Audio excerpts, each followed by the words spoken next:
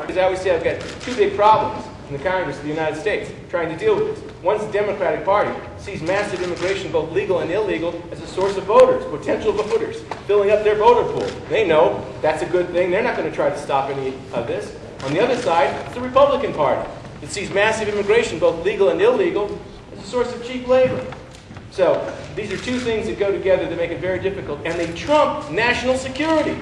Isn't that amazing to anybody else but me? I mean, I just can't get over it, the fact that we cannot secure those borders because of those two problems.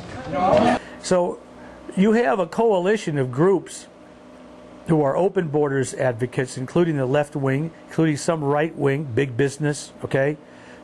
National Restaurants Association, now also the AFL-CIO. The American people are caught in the middle. You've got big people on the right and big people on the left getting ready to nail their butts to the cross. Los Angeles. I grew up in Hollywood.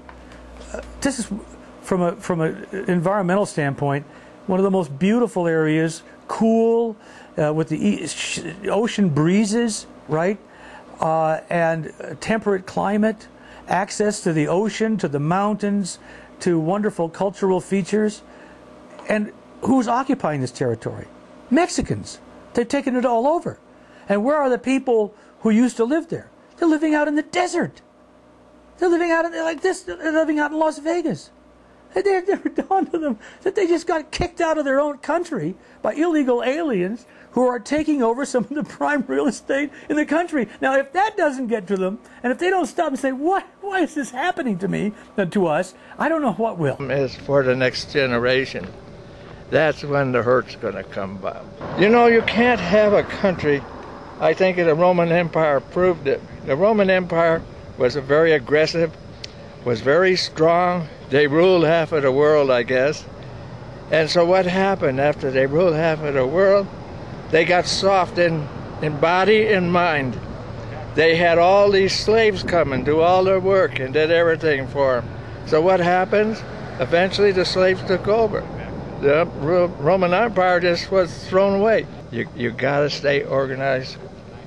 One language, one group of people. I told you about Jose Angel Gutierrez. There he is right there.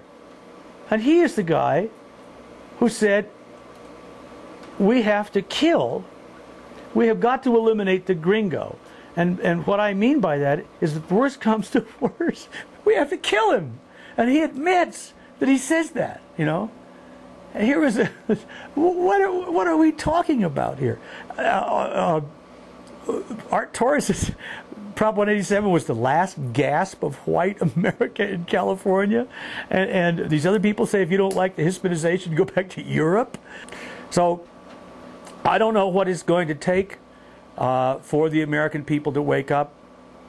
I have an idea, much like 9/11, it's going to take a lot of blood in the streets. That's the usual course of events in politics. It takes a lot of blood to make a difference. Blood speaks louder than words. And so my words have been essentially muted over the last almost decade and a half, silenced, but I think the blood will speak soon enough when this finally erupts into what I would consider is going to be a sort of civil war. And when that happens, I hope that there will be these documents, this record, somewhere, someone will have it somewhere that said, hey, I told you so, but nobody listened. Not just to me, they didn't even listen to the invaders. Transmitting from a secret location deep within the California Mojave Desert, this is Minuteman Pirate Radio. Anarchy, the power of the masses. Listen to Fabian Nunez, Socialist Communist Speaker of the California State Assembly. There's only two forms of power in this country and in this world. One is economic power. We certainly don't have the economic power because we don't own the means of production. But there's another form of power, and that is the power of the masses. So you can be as revolutionary as you want. You can be Chicano nationalist, you can be Mexican American, you can be Hispanic, You can believe it. You can believe in the concept of Aztlán. You can believe in the concept of multiculturalism. Somebody could say everybody here is wrong, and I am the only one, that has reached revolutionary completeness. But the bottom line is that if we do not mobilize our communities, we are not putting together, setting the parameters to establishing a massive movement in our community. That's what this is about. And that's why I am here today, to talk about who here wants to organize the masses and who here is interested in developing that movement that somebody earlier said that the sleeping giant is in a coma. I'll tell you, 150,000 representatives were not in a coma, but rather were marching down the streets of Los Angeles saying that enough is enough and we're no longer going to tolerate the racism against our community. The very essence of the dignity of our community is in danger right now.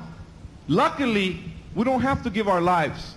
We're not at that point, but we can give a little. Give one moment of thought to what the importance of a national march on Washington, D.C. would mean for the mass movement of our community.